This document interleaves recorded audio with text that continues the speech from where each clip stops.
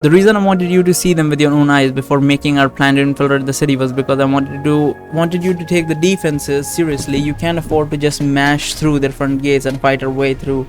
We need to keep a low profile for as long as possible. That being said, we are almost certainly going to have to fight our way out after we assassinate their king, so you should also prepare yourself mentally for our inevitable fight against those golems when we escape the city.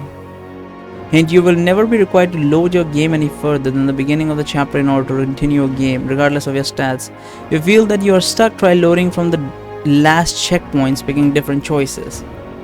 What does that even mean?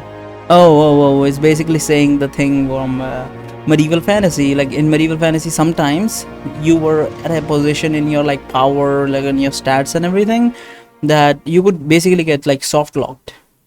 You would get soft locked in that chapter, and like doesn't matter, like there's 4 choices, you could choose all 4 of those choices and you would still die.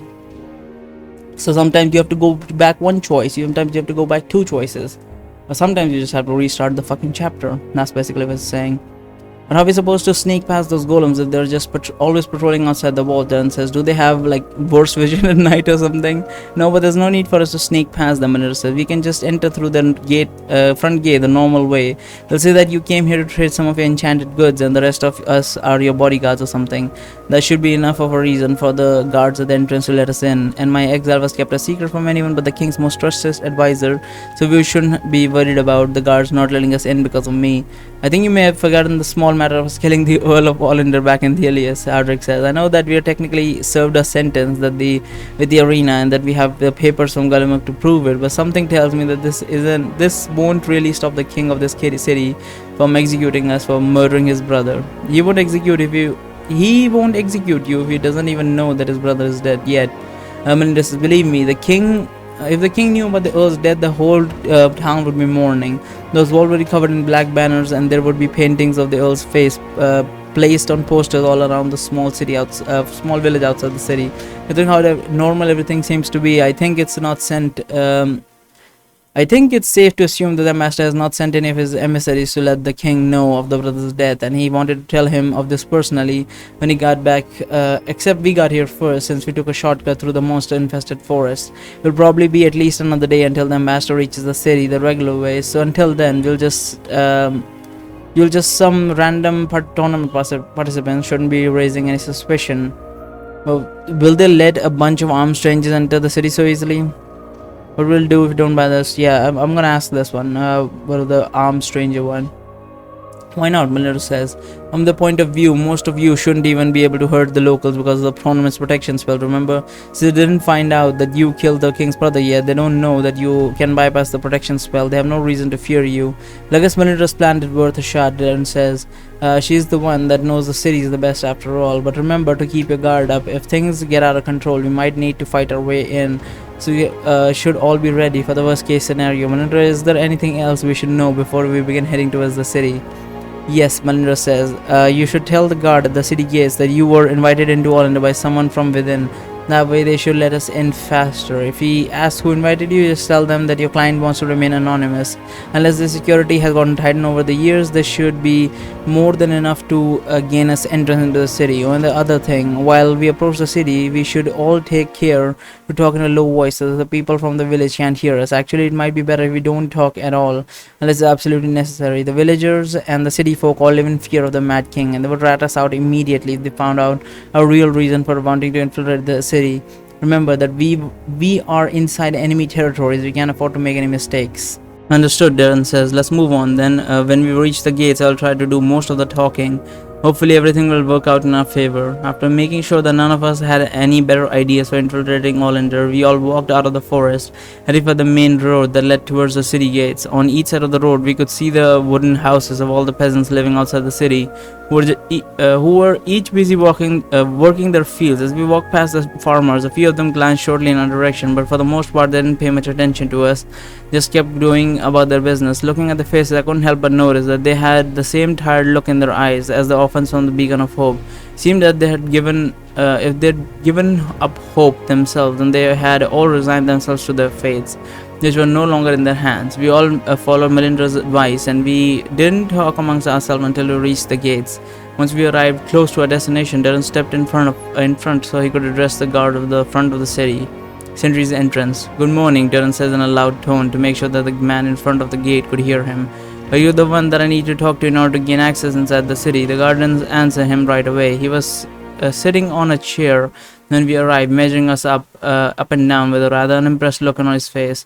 While Darren was talking, it looked as if the gatekeeper was only paying attention to about half of what he was saying. Darren waits patiently for the guard to slowly get up from his chairs and walk towards him, while the two metal golem that was standing in front of the gate seemed to be studying us attentively. "What business do you have here?" the guard asked as he stops in front of Darren, eyeing him suspiciously. "I've come to sell some goods," Darren says. "I'm not sure if you know who I am, but I'm a very famous enchanter outside of Arathia. Darren the Healer in Armor is what they call me." "Never heard of you," the guard says in an interested tone. "Well, I can't blame you," Darren says. "This continent is pretty isolated from the rest of the world, and if you have a client who wants to remain anonymous that would like to buy my wares, and I've arranged to meet them inside the city. Could you please open the gates to let me through?" Again, the guard does not answer him immediately. He just looks at him with a frown on his face while he's continuously chewing on what seems to be some kind of plant. I say that he's frowning, although in reality it's a bit difficult to tell if he's genuinely upset about something or if that's just the way his eyebrows work, because I'm pretty sure that he's had been furrowed from before he even noticed us. "What's the password?" the guard says after a while. "Password?" Darren asks, confused. "Aye," the guard says, "password. You're invited here by someone, then they must have given you a password. That is the only way in which you can enter the city without filing for the usual paperwork. So what's the password then?" The guy we were supposed to meet didn't tell us the password. "Password, shut your mouth and open the gate." The password is drunk orangutan wearing a party hat. I don't think that is the password. Yeah, they would get alerted if I said that the guys we were supposed to meet didn't tell us about any passwords. Oh wait, drunk orangutan wearing a party hat. Wasn't that something that Lasethi said? I feel like that's something that Lasethi said, but let's try that. I mean, everything else sucks, honestly. Yeah, let's try that. The password is drunk orangutan wearing a party hat. A drunk orangutan wearing a party hat. The guard says, "What are you, stupid? We haven't used that password in more than a year. You didn't seriously think you'd we'd let you in by giving me that old password, did you?" "No, of course not," I tell him, slightly taken aback by the fact that such a ridiculous sounding password could have ever been used for anyone in a serious manner. "If you don't know the password, then you're going to have to file for the required paperwork like any outsider," the guard says. "What do we need to do to file those papers exactly?" Darren says. "For the moment, you don't need to do anything," guard says. "I will send someone later today to obtain all the necessary permissions from the higher-ups, and they'll bring you some papers to sign, and this usually takes a while, though you could try checking back tomorrow. I wouldn't get my hopes if I were you. People rarely get their entrance papers earlier than 3 days after the trial." 3 days, Darren says a little too loudly. Then he quickly calms himself down. "Oh, alright, I understand. In that case, we'll come back.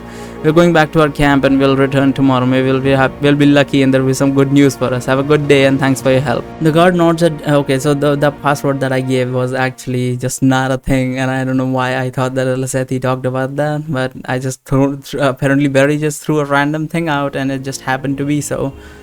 Okay. The guard nods at Darren, and then we all head back towards the woods that we came from without saying a word.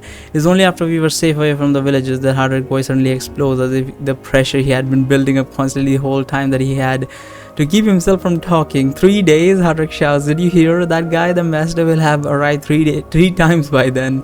We may as well break through the front door right now. At least we'd get the element of surprise. Using brute force is the absolutely last resort," Darren says. "You see those golems? Those are just one of their many defenses. Who knows what else they will be pulling out of the sleeves while we try to fight our way to the palace. Anyways, it's not like we're completely out of options. We just found out that we need some sort of password to get in. All we need now is a plan to find out the password. We'll be right back on track. Maybe we could obtain that information to the villages somehow," Layla writes. "I'm guessing the password, farmers should know the password since they would need to enter the city on a daily basis to shop for supplies." Layla makes a good point, Luna says.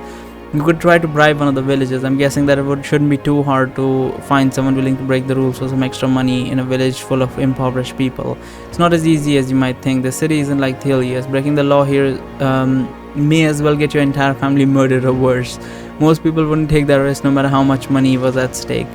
What if we tried to get one of them drunk instead?" To be honest, I agree with Hardwick. We should just smash the front gates. "It requires level 4 hearing, but I can't do that because that device is locked." That is hilarious. That is incredibly hilarious, because I do believe I have 4 hearing, so I could just eavesdrop on someone. That would be Holy shit, that is insane.